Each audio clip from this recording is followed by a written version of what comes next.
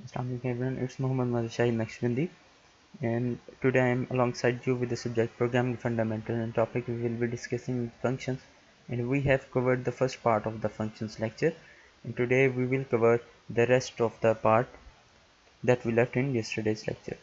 So this is the place where we ended our last lecture, abstraction or the encapsulation we call it, abstraction showing the detail, only relevant detail to the user. सिर्फ ऐसी detail उसको show करवाना जो कि उसको required होती है, इसको हम कहते हैं ये हमारे पास एब्स्ट्रैक्शन है, और इसी को इनकैप्सुलेशन भी हम लोग कहते हैं। तो आज के लेक्चर में हमने रेफरेंस वेरिएबल से स्टार्ट करना है। इसको हमने इंशाल्लाह call by value, call by address, call by reference, फिर इसके general errors, default parameters, inline functions वगैरह, ये सारा हम आज के लेक्चर में कवर करेंगे। पॉइंटर्स भी इंशाल्लाह हम टच करेंगे आज के। अच्छा, तो हम जो फर्स्ट टॉपिक हमारा आज का है वो उसमें लिखा हुआ आ रहा है जी, using reference variable. Reference variables क्या होते हैं और इनको हम यूज़ क्यों करते हैं, किस तरह यूज़ करते हैं। तो रेफरेंस वेरिएबल का एक सिंपल सा कंसेप्ट ये है, कोई अल्टरनेटिव एक चीज़ का कोई सपोज एक चीज़ या एक पर्सन का कोई एक नेम है, उसका एक अल्टरनेटिव नेम रख देना, इसको हम कहते हैं रेफरेंस वेरिएबल। लाइक अब मैंने एग्जांपल में आपके पास लिखा वहाँ पे Claudius is equal to Umar. As most of you people must have heard about the Urtakul Ghazi siege that is very much trending now. So that's why I am including some example from that season too. Like there is a character which originally is named Claudius, but he also uses his name Umar after being Muslim. But after being Muslim, still when he came in contact with the Christians, then he uses his old name, the Claudius. So at that time, that person is using two different names. That is what we call the, if this person is having an alternative name, or we call it the alias. That person is having some alias. तो इसको हम कहते हैं जब एक person दो names use कर रहा है और उसको जो है यानी वो एक ही चीज़ को रेफ़र कर रहे हैं, दो डिफरेंट नेम अल्टरनेटिव जो उसको हम कहते हैं ये एलियाज है, इसका ट्विन जिसको आप कह सकते हो। ठीक है, ये इस तरह से वर्क कर रहा होता है। जिस तरह उर्तुल गाजी का मैंने आपको भी बताया, भी मोस्टली पर्सन जो हैं इसमें इंटरेस्टेड हैं, आज का वेरी ट्रेंडिंग है, तो आप लोगों को मे भी जल्दी से समझ आ जाए इसकी। To create a second name of a variable in a program you can also generate an alias. जब आपको सेम एक वेरिएबल ही का एक और नेम यूज़ करना है, लाइक जिस तरह डेटाबेस में होता है आप टेबल्स के एलियास जो है वो क्रिएट करते हो, तो इधर भी इसी तरह से ये वर्क कर रहा होता है आपके पास। लाइक जब भी आप किसी एक वेरिएबल का अल्टरनेटिव नेम यूज़ करोगे तो हम ये कहेंगे ये इसका एलियास है। ठीक है, a reference variable must be initialize at the time of the declaration. ये अब रेफरेंस वेरिएबल जब आपने इनिशियलाइज करवाना है, तो आप लाइक जब आपने डिक्लेयर करना है तो ये मस्ट है कि आप इसको इनिशियलाइज भी करवाओ eight the time of declaration. और ये एक इसका मेजर डिफरेंस है पॉइंटर्स के साथ जो हम आगे देखेंगे। This establishes the correspondence between the reference and the data object which it name. Like अब जिस वेरिएबल को इसने रेफरेंस करना है ना, तो अब ये इसका रिलेशन उस टाइम क्रिएट होता है जब आप इसको इनिशियलाइज करवा देते हो। अब जैसे नीचे एग्जांपल लिखा हुआ है, इंटीजर टाइप का ए वेरिएबल है जो डिक्लेयर और इनिशियलाइज यहाँ पे करवाया हुआ है, int a is equal to 1, इसको 1 जो है वैल्यू वो साइन कर दी है। तो जब नीचे देखें आप तो इंट एंड परसेंट साइन, ये रेफरेंस साइन भी इसको हम कहते हैं। ये क्या करता है, ये रेफरेंस करता है towards some address of the variable. ठीक है, तो जब int and percent sign b equal to a use कर रहे हो, तो ये अब एक्चुअल में रेफरेंस वेरिएबल इसका एक डिक्लेयर हो रहा है। ये इसका सिंटैक्स है, डाटा टाइप आता है, एम परसेंट साइन आता है, then name of that reference variable, और उसको आप साइन कर देते हो जिसका ये एलियास आप क्रिएट कर रहे हो, जिसका अल्टरनेटिव ये आप क्रिएट कर रहे हो, या जिसकी जगह पे आप इसको यूज़ करोगे उसको आप यहाँ पे मेंशन करते हो लाजमी से। ठीक है, इस तरह है जी हमारे पास रेफरेंस वेरिएबल। अब कॉल बाय वैल्यू और कॉल बाय रेफरेंस, ये दो डिफरेंट, जब आप फंक्शन को डिस्कस करते हो तो कॉल बाय वैल्यू होता है बाय डिफ़ॉल्ट जो आप कॉल कर रहे थे चीज़ को। लाइक आपने एक फंक्शन बनाया, इसको कॉल किया, सम का फंक्शन है तो सम, आगे आप उसको दो पैरामीटर पास कर देते हो, वही आर्गूमेंट्स पास करते हो, वही आर्गूमेंट्स जाते हैं आगे एज अ पैरामीटर एक्ट करते हैं, और उसमें आपके पास जो है प्रोसेसिंग आ जाती है उसकी साथ जितनी भी आपको रिक्वायर्ड होता है रिजल्ट्स वगैरह, ये बाय डिफ़ॉल्ट होता है प्रोसीजर। तो जब आप कॉल बाय रेफरेंस की बात करते हो तो कॉल बाय रेफरेंस जो है, अब जिस तरह ये आपने एक एलियास इसका क्रिएट किया, जब आपने एक एलियास क्रिएट कर दिया, मीन टू से अब जब ये वेरिएबल्स फंक्शंस को पास होते हैं, रेफरेंस वेरिएबल्स फंक्शंस को पास होते हैं, तो एक्चुअल में होता क्या है, जब कॉल बाय वैल्यू में आपने पास किया था तो वो थे फॉर्मल पैरामीटर्स, यानी वो क्या कह रहे होते हैं, वो टेम्परेरी से एक कॉपी बन जाती है टेम्परेरी आपके एक्चुअल वेरिएबल्स की, एक्चुअल आर्ग्यूमेंट्स की। लेकिन एक्चुअल आर्ग्यूमेंट्स आपके जो हैं वो हर्ट नहीं हो रहे होते, उनमें कोई चेंजिंग नहीं आ रही होती। लेकिन जब कॉल बाय रेफरेंस आप करते हो, रेफरेंसेस पास करते हो, रेफरेंस वेरिएबल्स पास करते हो, फिर क्या होता है, फिर ऐसा है भी जब आपके actual instance of the variable जो है वो पास होता है उनको, लाइक इस तरह से कंसीडर होगा कि आपका जो एक्चुअल वेरिएबल हैं वो ही उधर फंक्शंस को पास हो गए हैं। जो भी चेंजेस आप फंक्शंस में करोगे तब जब आप कॉल बाय रेफरेंस पे वर्क कर रहे हो, जो भी चीज़ें चेंजिंग आप फंक्शंस पे करोगे वो आपके एक्चुअल पैरामीटर्स जो आपके मेन फंक्शंस में पड़े हुए हैं उनको जो है वो अफेक्ट कर रही होंगी, उनको भी वो चेंज कर रही होंगी। तो ये मेजर डिफरेंस है इन दो चीज़ों का। अब जब इसको हम वैसे पढ़ते हैं तो हम कहते हैं कॉल बाय वैल्यू जो वो सेफ़र है, क्यों, क्योंकि एक कॉपी बना के रख दी है, ओरिजिनल आपकी जो वैल्यूज़ हैं वो बिल्कुल सही हैं, उनको कोई मसला नहीं है, उनमें कोई चेंजिंग नहीं आनी। आप जो भी ऑपरेशन परफॉर्म कर रहे हो वो एक कॉपी पे कर रहे हो, ठीक है, तो हम कहते हैं हमारे लिए सेफ़र है। Argument protected from the side effects, definitely भी आपके पास वहाँ पे कन्फ्लिक्शन आ जाती है, कंट्राडिक्शन आ जाती है, तो आपके जो ओरिजिनल आर्ग्यूमेंट्स हैं वो अफेक्ट नहीं होते। कॉपी का मैंने आपको बता दिया, ये आर्ग्यूमेंट्स की कॉपी पे वर्क कर रहा होता है, ठीक है। अब इसका ओवरहेड भी होता है। अब ओवरहेड क्या होता है, एक्स्ट्रा वर्क आपको क्या करना पड़ता है जब भी आप कॉल बाय वैल्यू यूज़ कर रहे होते हो मेथड फंक्शंस में, तो क्या होता है, डेफिनेटली जब एक कॉपी क्रिएट होनी मीन टू से न्यू वेरिएबल्स क्रिएट होने हैं, न्यू वेरिएबल क्रिएट्स होने हैं तो मेमोरी स्पेस रिक्वायर्ड है, टाइम रिक्वायर्ड है, चाहे वो माइनर टाइम है लेकिन रिक्वायर्ड ज़रूर है। और अगर आप किसी ऐसी चीज़ पर वर्क कर रहे हो जहाँ पे आपके पास ज़्यादा लाइक बाइट्स रिक्वायर्ड हैं, आपका जो डाटा है वो ज़्यादा है, फिर आपको एक्स्ट्रा जो है मेमोरी वो देनी पड़ती है उसको, लाइक मेमोरी जो है वो ज़्यादा से ज़्यादा यूज़ होती है, मेमोरी एक्स्ट्रा यूज़ हो रही होती है, एक तरह से हम कहते हैं वेस्ट हो रही होती है। लेकिन कॉल बाय रेफरेंस में ऐसा नहीं है, ये एफिशिएंट है क्योंकि इसने कोई दोबारा से रिक्रिएशन नहीं करनी। इसने क्या करना है, ओरिजिनल जो वेरिएबल ऑलरेडी क्रिएटेड है आपके उसमें मेमोरी में, उसी को इसने जस्ट एक रेफरेंस कर देना है, ठीक है। मेमोरी की डुप्लीकेशन नहीं होगी, हमारे पास ओवरहेड भी नहीं आएगा इसका, और जो फंक्शन जो है वो डायरेक्टली एक्सेस कर रहा होता है आपके डाटा को। लाइक मैंने आपको बताया जब भी आप बाय रेफरेंस यूज़ करते हो, लाइक रेफरेंस ऑपरेटर के साथ जो है वो आप पास कर रहे हो चीज़ों को, तो क्या होता है आपके पास, आप एक्चुअल वैल्यूज़ जो हैं वो यूज़ कर रहे होते हो, एक्चुअल वैल्यूज़ जो आपके मेन फंक्शन में हैं वो ही एक तरह से यूज़ हो रही होती हैं, उनके ही एड्रेसेस उन्हीं को रिफ्लेक्ट कर रहा होता है आपका रेफरेंस वेरिएबल। जो भी चेंजेस वहाँ पे आएंगी वो चेंजेस लाएंगी आपके ओरिजिनल आर्ग्यूमेंट्स के अंदर। ये आपके पास मेजर डिफरेंस है कॉल बाय वैल्यू और कॉल बाय रेफरेंस का। अब यहाँ पे आपके पास एग्जांपल्स हैं, लाइक सेम फंक्शंस बने हुए, स्वैप वन और स्वैप टू, इनमें एक कॉल बाय वैल्यू है और दूसरा कॉल बाय रेफरेंस है। इसका मैं आपको आगे एक्चुअल प्रोग्राम भी दिखाता हूँ। अब सपोज हम कॉल कर रहे हैं, यहाँ पे दो फंक्शन हमारे पास, swap one swap two. Call by value में हम कॉल कर रहे हैं जी स्वैप वन को, ये ए और बी जो हमारे पास ओरिजिनल आर्ग्यूमेंट्स होंगे वहाँ पे डिक्लेयर्ड मेन फंक्शन में, उनको हमने पास किया। आगे जब गए तो यहाँ पे ए और बी की कॉपीज किन में पेस्ट हो गई, डाटा किन में पेस्ट हो गया, एक्स और वाई में। लाइक ए और बी की यहाँ पे कॉपीज बन गई हैं with new name with new memory allocation. अब इसमें क्या हुआ है, इसमें आपके पास डिफरेंट डाटा जो अब ए में पड़ा हुआ है वो इधर सेव ही रहेगा, इधर एक्स में आ जाएगा, यहाँ पे इस पर जो चेंजिंग होंगी होंगी, लेकिन ये वाली वैल्यूज़ ए और बी की ये इफ़ेक्ट नहीं होंगी। क्यों इफेक्ट नहीं होंगी, क्योंकि आप क्या कर रहे हो, call by value, call by value operation यहाँ पे हम करें, यहाँ पे हमने फंक्शन को कॉल किया कॉल बाय वैल्यूज़, उसको देख हमने उसको कॉल किया, ठीक है। ये देखें यहाँ पे, ये इसकी डेफिनेशन पड़ी हुई, x and y in swap one gets copies of a and b, ठीक है, local copies of the arguments are change.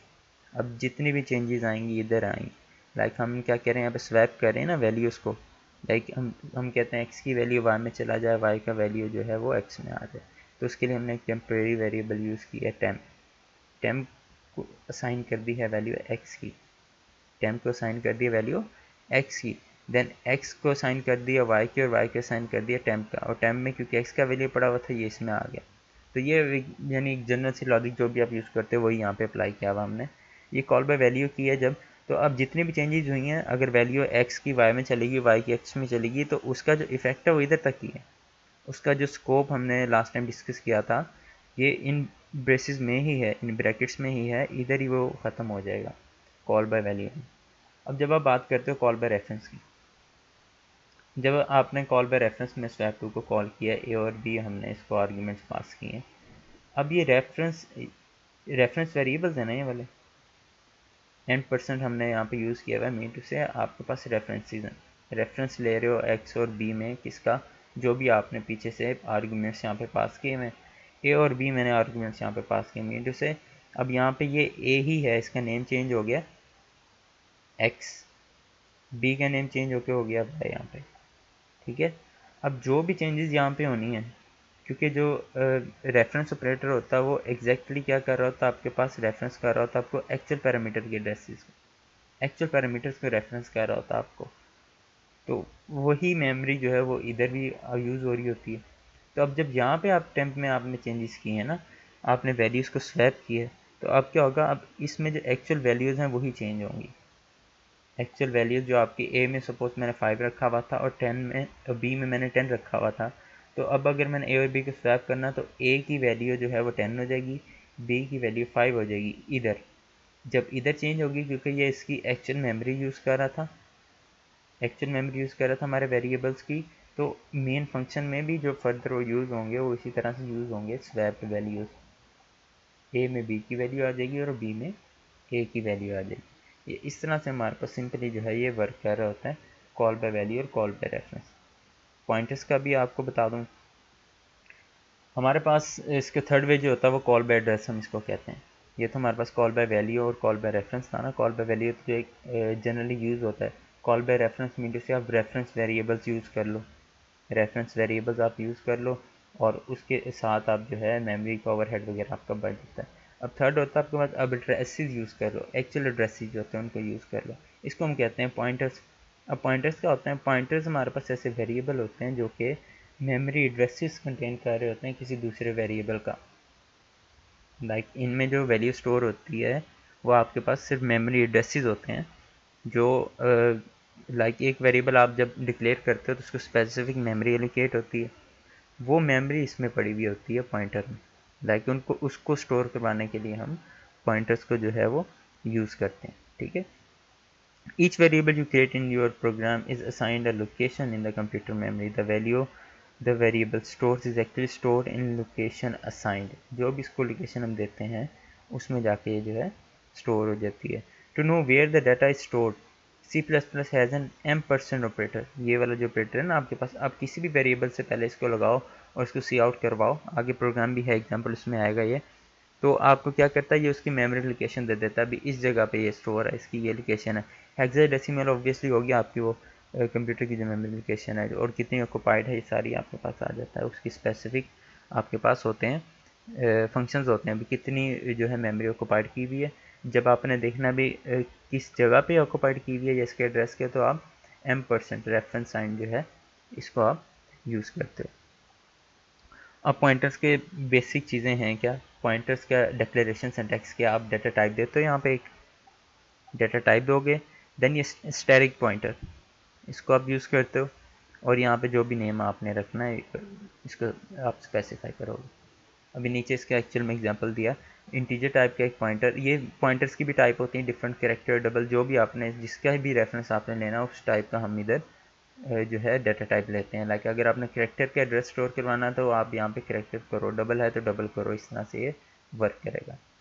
अब इंटीजर डाटा टाइप है इसका, ये स्टैटिक, इसका सिंटैक्स आ गया हमारे पास भी, ये एक पॉइंटर टाइप का वेरिएबल होगा, ये चीज़ बताएगी कंपाइलर के लिए, एक पॉइंटर टाइप का वेरिएबल है, इसका नेम हमने रखा है जी pointer1, ठीक है। ये हमारे पास जो है पॉइंटर डिक्लेयर हो गया। अब एक चीज़ है, मैंने eight the time of declaration इसको इनिशियलाइज नहीं किया अभी, लाइक जिस तरह रेफरेंस वेरिएबल में था, रेफरेंस वेरिएबल में ये मस्ट है कि जब आप उसको डिक्लेयर करो तो उसको इनिशियलाइज भी करो जिसकी तरफ वो रेफरेंस करेगा, लेकिन पॉइंटर्स में ऐसा ऐसी चीज़ कोई नहीं है। तो ये हमने यहाँ पे एक डिक्लेरेशन कर दी। अब इसकी असाइनमेंट कैसे होती है, वेरिएबल नेम, यहाँ पे अब हमने स्टैटिक यूज़ नहीं किया, ये वेरिएबल नेम हमने ले लिया यहाँ पे, is equal to M% sign use किया और जिस वेरिएबल का मेमोरी एड्रेस ये स्टोर करेगा ना उसका यहाँ पे नेम दे देना, क्योंकि आपको पता है जब भी मेमोरी एड्रेसेस आपने लेने होते हैं तो आप क्या करते हो, ये वाला M% साइन जो है इसको यूज़ करते हो। तो डेफिनेटली जब आप स्टोर करवाओगे पॉइंटर में एड्रेसेस तो आप क्या करोगे, वो पॉइंटर वो रेफरेंस ऑपरेटर वहाँ पे आएगा वेरिएबल नेम से पहले, तो इसको पता चलेगा ना इसका एड्रेस ये वाला, तो आप ये इस तरह से इसको प्लेस करवाते हो मेमोरी एड्रेसेस को पॉइंटर्स में। ये इसकी असाइनमेंट होगी। अब इसके डिफरेंट ये जो नीचे तरीके हैं ना तीन, ये देखने वाले हैं। लाइक आपने पहली अटैम्प्ट में एक स्टेटमेंट लिखी है, सी आउट करवाया आपने M% के साथ वेरिएबल नेम, लाइक वेरिएबल यहाँ पे कोई भी A B C कुछ भी हो सकता है, तो मैंने M% साइन लगाया है और वहाँ पे उसका नेम लिखा है, वेरिएबल का नेम लिखा है, तो इसका आउटपुट क्या आएगा, it will print address of the variable. ये बात हम डिस्कस कर चुके हैं, जब सिंपल M% साइन और वेरिएबल नेम आता है सी आउट स्टेटमेंट में तो उसका एड्रेस आपको देता है भी ये इस जगह पे स्टोर है, ठीक है। फिर जब आपने सी आउट करवाया पॉइंटर को, फिर क्या करेगा, अब पॉइंटर में देखो वैल्यू किसकी स्टोर है, वैल्यू तो इसमें यही स्टोर है ना, है तो ये एक तरह का वेरिएबल ही है, तो ये एक वेरिएबल ही, ये क्या स्टोर कर रहा है, एड्रेस। तो जब आप इसको इस तरह से एक्सेस करते हो सिंपल इसके नेम के साथ, फिर क्या करेगा ये, फिर दोबारा से आपको address of variable he show करवाएगा, ठीक है, क्योंकि इसमें स्टोर फिलहाल वो है। तो अब जब आप लास्ट वाले में देखते हो फिर क्या हो रहा है, सी आउट करवा रहा है जब स्टैरिक पॉइंटर 1, ठीक है, स्टैरिक पॉइंटर 1, इसमें क्या हो रहा है आपके पास, this is how we access the variable through the pointers, it give the value of the variable. जब आपने वैल्यू ऑफ द वेरिएबल लेनी है तो तब आप इसको स्टैटिक लगा के और आगे उसका जो पॉइंटर का नेम है उसको यूज़ करते हो। ये इस तरह से आपके पास ये चीज़ें वर्क करती हैं पॉइंटर्स की। अब इसकी एग्जांपल प्रोग्राम भी आपको मैं दिखा देता हूँ इसमें। ये मैंने इसका एग्जांपल प्रोग्राम बनाया हुआ है। इसमें हमारे पास जो है देखो, एक वेरिएबल है स्टूडेंट एज का, उसमें उसकी वैल्यू है 10। फिर एक मैंने एम ओ ऐसे कोई रैंडम सा जनरेट करवाया हुआ इंटीजर टाइप का mo variable, M O variable is equal to 1 कर दिया मैंने, इसको भी वैल्यू असाइन कर दिया। अब उसके बाद ही हम यहाँ पे आपके पास डिक्लेयर करवा रहे हैं रेफरेंस वेरिएबल। रेफरेंस वेरिएबल, अब ये रेफरेंस वाला जो आपको दिखा दूँ भी, रेफरेंस वेरिएबल जो प्रीवियसली हमने यहाँ पे डिस्कस किए थे ना, वो वर्क कैसे कर रहे होते हैं, मेमोरी लोकेशन वो भी आपको इसी तरह से शो करवा रहे हैं लाइक पॉइंटर्स, लेकिन माइनर सा डिफरेंस है इसमें। अब ये डेटा टाइप स्पेसिफाई की M% साइन एज, ये रेफरेंस वेरिएबल का सिंटैक्स होता है ना, is equal to student age. अब at the time of declaration initialize कर दी हमने इसको, लाइक जो एज वेरिएबल है वो स्टूडेंट एज को रेफरेंस कर रहा है, इसका ट्विन है, इसका अल्टरनेटिव है, इसका एलियास है ये, ठीक हो गया। अब जब सी आउट करवाएंगे हम लोग इसमें भी value of the student age, फिर वैल्यू ऑफ द एज जो एक्चुअल में आपके पास है वो, उसके बाद हमने इस वेरिएबल में चेंजिंग की है, रेफरेंस वेरिएबल में चेंजिंग की है, क्या क्या उसमें +10 कर दिए। उसके बाद दोबारा से प्रिंट करवाएंगे, देखेंगे इसमें चेंजेस क्या आती हैं, इसी की वैल्यू जो है ये इधर इसके बाद चेंज होगी, दोनों की वैल्यू चेंज होगी, ठीक है। और उसके बाद ये आपके पास मेमोरी एड्रेस आपको शो करवाऊंगा मैं भी। रेफरेंस वेरिएबल जो है हम कहते हैं ना, सिर्फ सेम एक दूसरा नेम हो जाता है, ये ज़रूरी उसमें जाके मेमोरी में क्रिएट नहीं होता, वो भी आपको यहाँ पे जो है आइडिया हो जाएगा भी किस तरह से वर्क कर रहा होता है ये सारा। अब जब आप इसको रन करते हो तो इसका ये आपके पास आ रहा है जी, वैल्यू ऑफ द स्टूडेंट। ये आप साथ में कोड भी देखते जाएंगे, यहाँ से बेटर हो जाएगा ज़रा। Value of the student age 10 है, ठीक है, 10 ही यहाँ पे करवाई थी हमने। वैल्यू ऑफ द एज, जो ये वाला एज का वेरिएबल आपने डिक्लेयर करवाया था यहाँ पे, ये तो ये रेफरेंस वेरिएबल था, उसकी भी क्या है 10, क्योंकि क्या है ये इसको रेफरेंस कर रहा है, स्टूडेंट एज की वैल्यू को वो यूज़ कर रहा है, ठीक है। अब इसके बाद क्या हुआ था, इस लाइन में चेंजिंग की age is equal to age plus 10, ठीक है। अब उसके बाद after adding 10 into reference variable, value of the student age होगी 20। चेंजेस हमने किए हैं ये एज वाले वेरिएबल में, स्टूडेंट एज की जो है वैल्यू वो भी चेंज होगी, क्यों, क्योंकि ये रेफरेंस किसको कर रहा है, स्टूडेंट एज को। असल में क्या है, ये एक ही वेरिएबल है, ये वेरिएबल एक ही है, एक ही मेमोरी लोकेशन ये यूज़ कर रहे हैं, उसमें एक ही डाटा ये दोनों यूज़ कर रहे हैं। इसलिए चाहे आप स्टूडेंट एज में चेंजेस करो, चाहे आप ये एज वाले में चेंजेस करो, दोनों में चेंजेस आएंगे, ठीक है, दोनों में चेंजेस आएंगे। अब ये देखो value of the student age जो है वो 20 होगी और value of the age variable भी जो है वो 20 होगी, ठीक है। अब आपने ये देखें जी, हमने इसको दोबारा से एक और जो है मेमोरी जिसको आप कहते हैं ना वो चेंज कर दी इसकी मेमोरी, इसकी हमने चेंज, इसको एलोकेशन एक और वेरिएबल कर दिया तो ये उसको रेफरेंस करना शुरू हो जाएगा। अब जब आप इसमें ये एम% साइन यूज़ करते हो, n% साइन यूज़ करते हो किसके लिए, जब आपको मेमोरी एड्रेसेस चाहिए होते हैं, तो अब इसमें हम कहते हैं जी एज का मेमोरी एड्रेस क्या है, ये इसने दे दिया यहाँ पे, और ये देखो इसको रेफरेंस कर रहा था, सिंपली रेफरेंस इसको कर रहा था ना, ये वाला m% एज को, स्टूडेंट एज को। अब इसकी एज की और स्टूडेंट एज की ये मेमोरी लोकेशन देखें बिल्कुल सेम है, एक ही मेमोरी लोकेशन को ये जो है ये रेफरेंस कर रहे हैं, इसलिए हम इसको कहते हैं रेफरेंस वेरिएबल। ये क्या करते हैं, ओवरहेड से बचाते हैं, आपको कोई न्यू क्रिएशन नहीं करनी पड़ती वेरिएबल्स की, सारा कुछ जो है आपका ऑलरेडी जो क्रिएटेड होते हैं उनका सिर्फ एक न्यू नेम बन जाता है यहाँ। ये इस तरह से वर्क कर रहे थे हमारे पास, ठीक है जी। अब ये आपके पास एक डिमॉन्स्ट्रेशन है सिंपल सी, भी पॉइंटर्स एक्चुअल में वर्क कैसे कर रहा होता है। पॉइंटर हमने कहा ना, जो पॉइंटर है वो किस लिए यूज़ होता है, मेमोरी एड्रेसेस को स्टोर करने के लिए यूज़ होता है। अब जो एक वेरिएबल होता है उसमें उसकी एक वैल्यू पड़ी हुई होती है, फिर उसका कोई एड्रेस होता है, उस एड्रेस को पॉइंटर वेरिएबल जो है स्टोर करता है। लाइक आपने वेरिएबल एक var वेर नेम का एक वेरिएबल डिक्लेयर करवाया जिसमें आपने 10 वैल्यू स्टोर करवाई, ठीक है। अब उसके बाद ये वैल्यू जो आप स्टैटिक पॉइंटर नेम के साथ जो एक्सेस करोगे वो वाली वैल्यू है आपकी, ये अब उसका मेमोरी एड्रेस है। ये जो मेमोरी एड्रेस है ये पॉइंटर स्टोर करता है आपका। लाइक आपने सपोज पॉइंटर ptr नेम से एक पॉइंटर वेरिएबल जो है वो डिक्लेयर करवाया हुआ है, तो वो उसको जब आप असाइन करते हो ये वेरिएबल, ये वाली वेर की वैल्यू m% वेर, जब आप लिखते हो ptr इक्वल टू m%वेर, तो ये उसमें चेंजेस आती हैं, उसकी जो मेमोरी होती है, इसका मेमोरी एड्रेस जो होता है वेरिएबल का, वो ये पॉइंटर जो है स्टोर करता है आपका। रेफरेंस वेरिएबल वर्सेस पॉइंटर्स, ये आपको सिंपल सा आ गया है भी ये किस तरह से वर्क करेगा इसका। लाइक जब आपने 3 वेरिएबल्स हमने ले लिए हैं, x, y और z, तीनों में जो है डिफरेंट डिफरेंट वैल्यूज़ लाइक 4, 12 और 35 जो है वो हमने स्टोर करवा दी है। तो ये आपने जब रेफरेंस वेरिएबल्स के साथ आपने इसको रेफरेंस किया, like integer type can reference equal to x, अब ये पहले x को रेफ़र कर रहा है, फिर ये y को रेफ़र कर रहा है, फिर ये z को रेफ़र कर रहा है, और इनके ही रिस्पेक्टिव ये जो है वैल्यूज़ को प्रिंट करवा रहा है। सेम यहाँ पे पॉइंटर्स हैं, पॉइंटर्स भी इसी तरह से आपके पास एक्ट कर रहा है। आपके पास पॉइंटर है, उसको आपने पहले उसमें एड्रेस स्टोर करवाया n%x का, फिर स्टैटिक के साथ आप इसको क्योंकि जो है एक्सेस कर रहे थे, वेरिएबल्स जो इसके साथ हैं उनकी वैल्यू आपको शो करवा रहा है, लाइक x की, फिर y की और फिर z की। यूजिंग डिफ़ॉल्ट पैरामीटर्स, अब ये एक न्यू टॉपिक है आपका अलग से। लाइक आप डिफ़ॉल्ट पैरामीटर्स होते हैं और उनको यूज़ कब करते हो। समटाइम्स ऐसे होता है, आप एक फंक्शन डिक्लेयर करते हो तो वहाँ पे 3 वेरिएबल्स से आपने उसको 2 पास कर दिया, या 3 वेरिएबल्स से तो आपने उसको 2 पास कर दिए, तो ऑब्वियसली ये एक आपके पास एरर पॉप करता है। तो अब डिफ़ॉल्ट पैरामीटर्स क्या होते हैं, ये ऐसी वैल्यूज़ होती हैं पैरामीटर्स की जो आप जब फंक्शन डिक्लेयर करते हो तो उसमें स्पेसिफाई कर देते हो। अगर यूज़र, लाइक मैंने एक फंक्शन बनाया जिसमें 2 पैरामीटर्स हैं, ठीक है, तो डिफ़ॉल्ट वैल्यू उसमें किस तरह से वर्क करेगा, मैं वहाँ पे एक पैरामीटर को स्पेसिफाई कर दूंगा। अगर यूज़र एक पैरामीटर दे और एक पैरामीटर ना एंटर करे तो फिर क्या होगा, फिर एक डिफ़ॉल्ट वैल्यू वहाँ पे हम लोग असाइन कर देते हैं भी, अगर तो एक आए तो दूसरी वैल्यू इसको यूज़ करके जो फंक्शन परफॉर्म करना है वो परफॉर्म करके हमें दे दे। इसको हम कहते हैं डिफ़ॉल्ट वैल्यू। एक ऐसा पैरामीटर जो कि स्पेसिफाई किया होता है हमने फंक्शन डिक्लेरेशन में उसकी स्पेसिफिक वैल्यू के साथ, वो यूज़ हो जाती है जब आप जो ऑल पैरामीटर्स आप पास नहीं करते, लाइक 3 थे 3 पास नहीं किए, 2 कर दिए, तो थर्ड वेरिएबल जो वहाँ पे बाय डिफ़ॉल्ट होगा वो वैल्यू यूज़ कर लेगा आपकी, ठीक है। ये नीचे एग्जांपल आपको मैंने दी हुई है।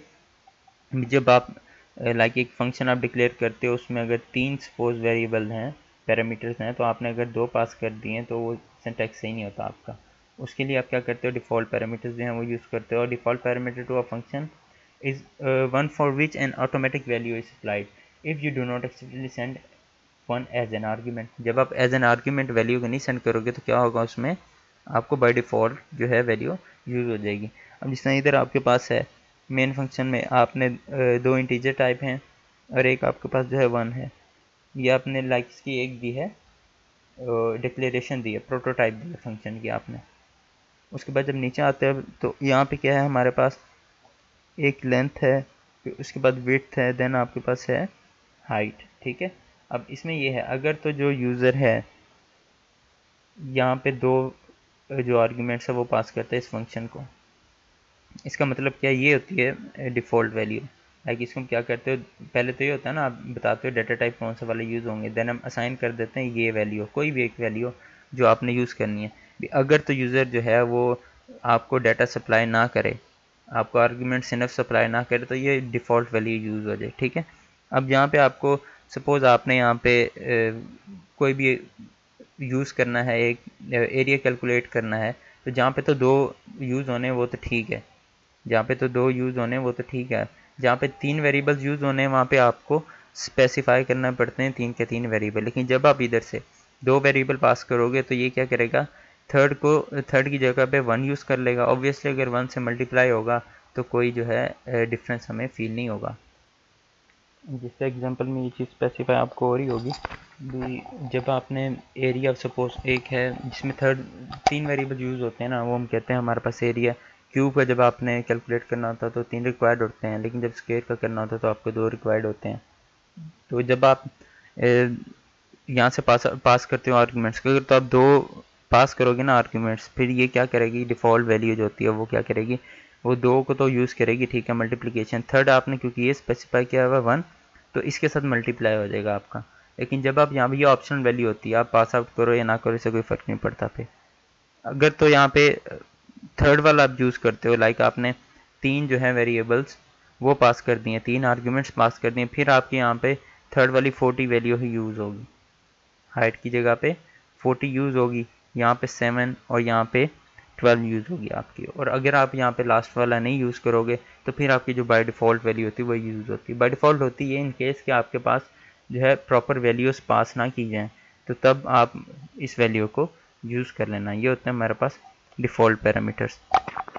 यहाँ पे दो रूल्स होते हैं डिफ़ॉल्ट पैरामीटर्स को यूज़ करने के। लाइक अगर आप डिफ़ॉल्ट पैरामीटर्स को यूज़ कर रहे हो ना, तो आपको ये दो चीज़ें जो हैं ये ख्याल करनी पड़ती हैं। If you sign a default value to any of the variable in the function prototype, अगर आप कोई भी डिफ़ॉल्ट वैल्यू जो है वो प्रोटोटाइप में स्पेसिफाई कर रहे हो, फिर क्या करना है, all parameters to the right of the parameter must also have default values. अगर तो आपने एक पहली वैल्यू को देखो डिफ़ॉल्ट वैल्यू असाइन कर दी है, तो सबको आपको डिफ़ॉल्ट वैल्यू जो है वो असाइन करनी पड़ेगी। ये रूल है हमारे पास। लाइक जिस तरह ये प्रीवियस वन में था, यहाँ पे तो लास्ट वाली थी ना, लास्ट वैल्यू थी, इसके राइट पे कोई आपके पास वैल्यू है ही नहीं, इसलिए यहाँ पे कोई इशू नहीं हुआ। अगर तो ये फर्स्ट वाली को हमने साइन किया होता है इंट इक्वल टू 1, तो ये आगे भी सारी वैल्यूज़ जो हैं आगे सबको ही हमें डिफ़ॉल्ट वैल्यू लाजमी से साइन करनी पड़नी थी। If you omit any argument when you call a function that has a default parameter, then you must also leave out all the arguments to the right of the argument। अगर आप एक भी जो value है वो miss कर देते हो कॉल करते हुए फंक्शन को, तो उसके बाद जो राइट वाली वैल्यू होगी ना, उससे वो भी आपको सारे जो है वो लीव आउट करनी पड़ेंगी। ये डिफ़ॉल्ट पैरामीटर्स जहाँ पे यूज़ कर रहे हो, तो आपने अगर उसमें से एक आध जो वैल्यू मिस कर दिया, आपने नहीं इसमें कॉल किया, तो राइट साइड पे जितनी भी वैल्यूज़ हैं उसको भी आपको छोड़ना पड़ेगा, लीव आउट करना पड़ेगा। ये यहाँ पे एग्जांपल हमारे पास की मैंने एक यहाँ पे फंक्शंस, ये देखो पहला फंक्शन बनाया हुआ हमने void बैड फंक्शन, ठीक है। इसमें पहली वैल्यू जो है वो गिवन है, बाय डिफ़ॉल्ट वैल्यू गिवन है, उसको डिफ़ॉल्ट वैल्यू गिवन है, और उसके साथ वाली जो वैल्यू उसमें हमने कोई भी वैल्यू बाय डिफ़ॉल्ट जो है वो नहीं प्लेस की। इसका मतलब क्या है, यहाँ पे पीछे हमने अभी पढ़ा है, जब भी आप एक बार डिफ़ॉल्ट वैल्यू किसी चीज़ को साइन कर दोगे तो उसके राइट पे जितनी भी वैल्यूज़ होंगी वो सारी जो हैं आपको डिफ़ॉल्ट वैल्यूज़ असाइन करनी पड़ेंगी। इसलिए ये जो है इलीगल है, इसको भी आप यूज़ नहीं कर सकते। एक और फंक्शन बनाया आपने जिसमें आपने यहाँ पे एक वैल्यू जो है वो आपने मैंडेटरी दी है। ये मैंडेटरी होती हैं जो इस तरह की वैल्यूज़ होती हैं, ये फंक्शन को आपने लाजमी पास करनी होती हैं। ये ऑप्शनल होती हैं बाय डिफ़ॉल्ट, इसलिए अब इसमें क्या हो रहा है जी, पहली जो वैल्यू है ये तो है मैंडेटरी, ठीक है। ये जो है आपके पास फिर यहाँ पे एक इसने डिफ़ॉल्ट वैल्यू दी है, उसके बाद आगे एक वैल्यू थी उसको भी डिफ़ॉल्ट ही दी है, ये भी लीगल है, क्योंकि हमने कहा राइट साइड पे जितनी भी वैल्यूज़ आएंगी उनमें डिफ़ॉल्ट वैल्यू आपने लाजमी इसको असाइन करनी है। अब फंक्शन विथ डिफ़ॉल्ट, ठीक है, फंक्शन विद डिफ़ॉल्ट, ठीक है। अब ये इसी को इधर इसने सपोज कॉल किया हुआ है। अब ये क्या हो रहा है, इसमें पहला जो आर्गूमेंट था ये मैंडेटरी था, इसने यहाँ पे इसको मेंशन नहीं किया, इसलिए ये भी इलीगल है। फंक्शन विद डिफ़ॉल्ट्स दोबारा से आ गया। अब इसको क्या किया, ये पहला क्योंकि मैंडेटरी था, यहाँ पे 4 जो है पास आउट कर दिया। अब इसमें लिखा क्या, वो इसमें सिर्फ 1 2 3 3 वेरिएबल्स को सीक्वेंस में उसने प्रिंट करवाना है। ठीक है, तो जब इसने यहाँ पे 4 पास आउट की है और आगे जो है आपके पास 2 जो हैं बाय डिफ़ॉल्ट वैल्यूज़ हैं, तो ये प्रिंट क्या होगा यहाँ पे आपके पास, पहले तो 4 हो जाएगा प्रिंट, फिर 2 हो जाएगा प्रिंट, फिर 3 हो जाएगा प्रिंट आपका। ठीक है, ये इस तरह से आपके पास वर्क है। ये इसने लिखा भी है 4 और 2 और 3, ये आपके पास प्रिंट आउट हो जाएगा। अब आगे फंक्शन भी डिफ़ॉल्ट में 2 पैरामीटर्स पास कर दिए। ठीक है, ये भी आपके पास जो लास्ट वाला जो होगा वो डिफ़ॉल्ट वैल्यू 3 है, तो 2 पैरामीटर्स आपने पास कर दी यहाँ पे, पहले में 5, दूसरे में 6 और तीसरा जो है आपके पास वो 3 यूज़ कर लेगा। तो ये भी आपके पास बिल्कुल ठीक है। अब इसके बाद आपने तीनों वेरिएबल्स पास कर दी हैं, तो ये भी ठीक है। ये अगर तो आप डिफ़ॉल्ट में यही चीज़ होती है, अगर आप वैल्यूज़ पास कर देते हो तो आपके पास वही वैल्यू, जिस तरह आपके पास ग्लोबल और लोकल में था, एक ग्लोबल वैल्यूज़ आप स्पेसिफाई कर देते हो, लेकिन जब ग्लोबल के नेम के अगेंस्ट आप अपनी लोकल वैल्यूज़ देते हो तो आपकी लोकल वैल्यूज़ यूज़ होती हैं। इधर भी ऐसा ही है, जब आप फंक्शन में अपनी वैल्यूज़ दे दोगे तो आपकी गिवन वैल्यूज़ यूज़ होंगी, डिफ़ॉल्ट वैल्यूज़ यूज़ नहीं होंगी। इस तरह से ये जो है हमारे पास डिफ़ॉल्ट पैरामीटर्स जो हैं वर्क करते हैं। अब एक इनलाइन फंक्शन होता है, वो होता क्या है। अब पहले तो आप देख लें, जब आप कोई फंक्शन कॉल करते हो तो उसमें ये वर्किंग कैसे हो रही होती है। जब आप एक फंक्शन को कॉल करते हो तो कंट्रोल शिफ्ट होता है किसमें, फंक्शन में। उसमें क्या होता है, ये remember where to return when the function eventually and.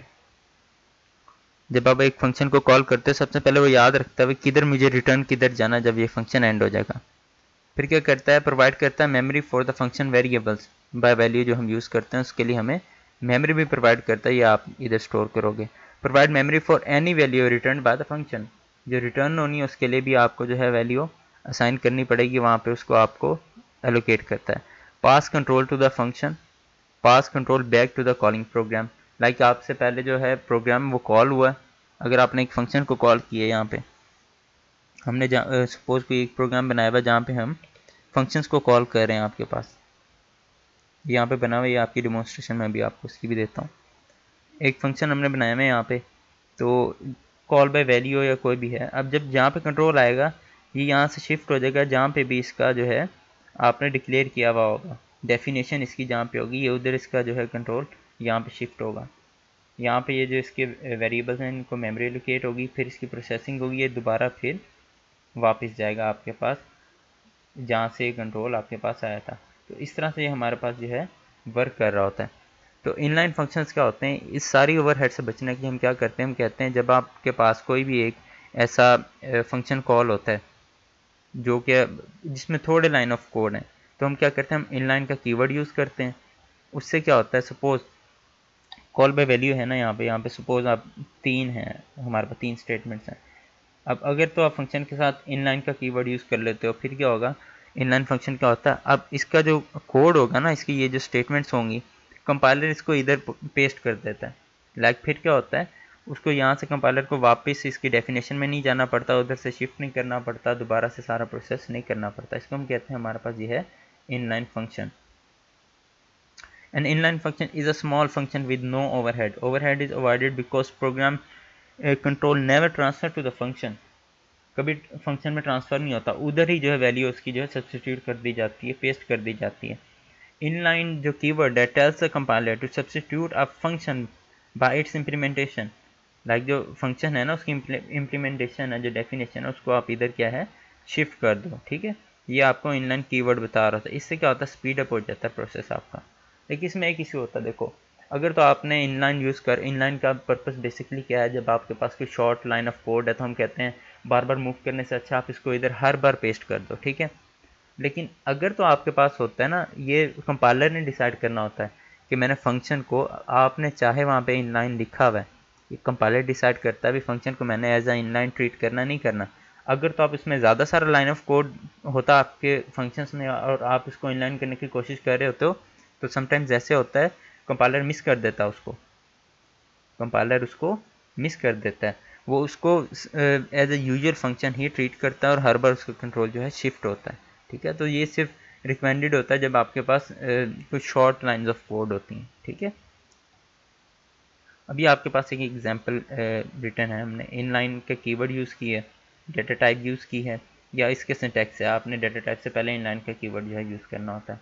Data type name बाकी सेम इसका सारा कुछ फॉलो होता है, आपका जो भी सिंटैक्स फंक्शन का होता है।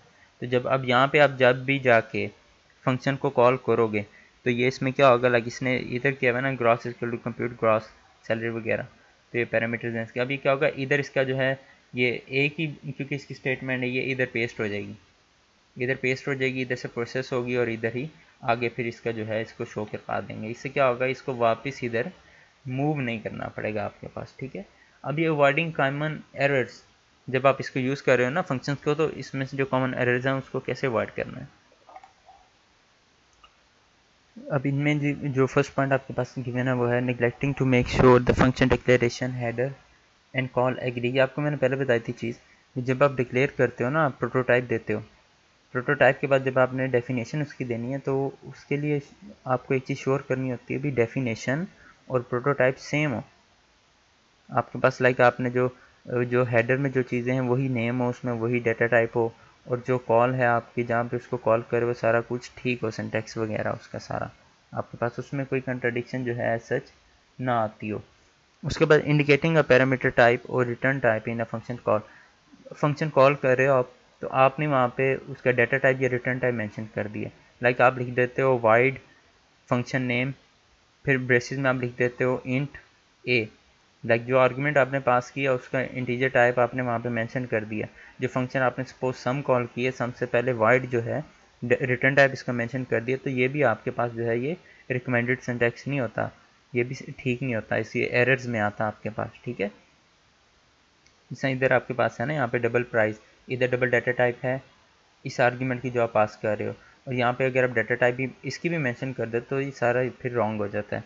Ignoring the order of the parameters, अब जब आपने सपोज एक डिक्लेरेशन आपने जो दी प्रोटोटाइप दी, वहाँ पे आपने ये लिखा हुआ है यहाँ पे डबल प्राइस और डबल टैक्स रेट, लेकिन जब आप डेफिनेशन दे रहे हो आप क्या कर रहे हो, डबल टैक्स रेट को पहले ले आए हो और डबल प्राइस को बाद में ले आओ, तो ये भी एरर है आपका। आपने ये सीक्वेंस, ये सारी चीज़ें जो हैं इसको जो है एक तरह से एग्री रहना होता है इसके साथ, इसको सेम फैशन में लेके चलना होता है, जिसमें आपने डिक्लेयर किया है उसी में आपने डिफ़ाइन करना होता है।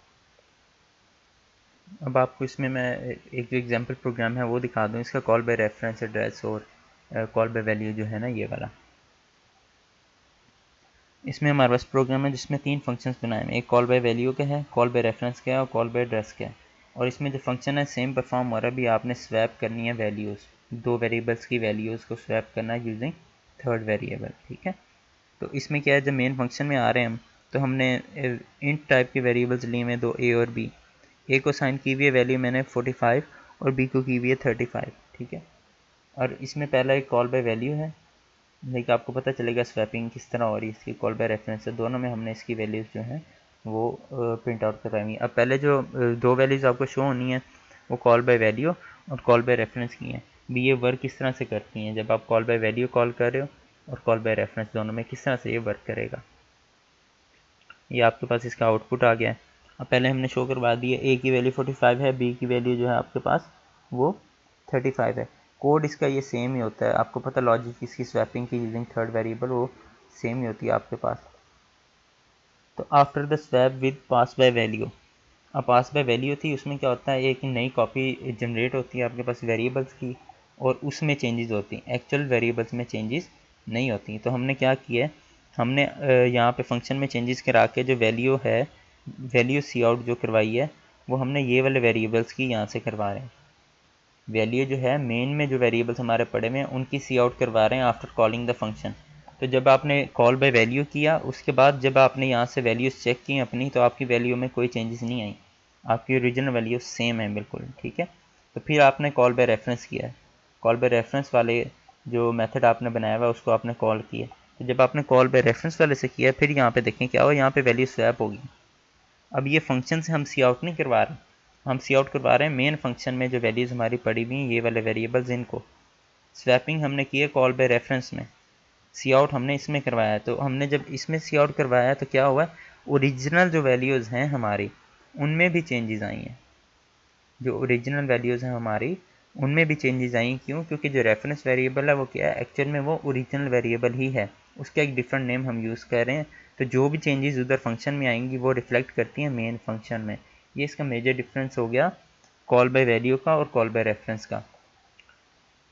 अब देखते हैं कॉल बाय वैल्यू और कॉल बाय एड्रेस, ये अब किस तरह से आपके पास जो हैं वो वर्क करेंगे। लाइक आप पॉइंटर यूज़ करते हुए आप उसको स्वैप करवा रहे हो वैल्यूज़ को, तो ये फिर क्या किस तरह से वर्क करेगा, इसका कोड ये पड़ा हुआ आपके पास।